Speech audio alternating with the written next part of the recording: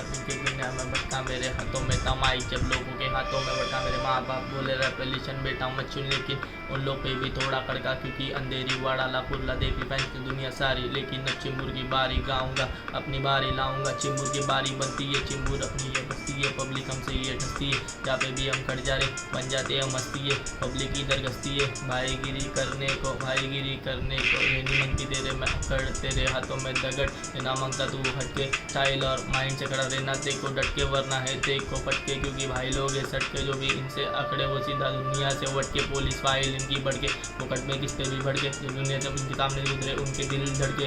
रखते हैं दिल में डर, ये रखते हैं इनका खौफ, अगर नहीं रखेंगे खौफ तो है कल को ये स्विच ऑफ। ये भाई लोग की यूनिटी ना समझ पाओगी, यूनिटी बने हमें फुल कड़क हो नरम। सो बबल चिंबूर की पब्लिक है ट्रबल, बनता है अगर 37 तो हम में उसके डबल। रैपर चलाते अगर 10 तो हम में उनके टेंडर, वो जब इस तरह मान दो रैपर, क्योंकि अक्सर एंड सामने है पड़ा कैलेंडर।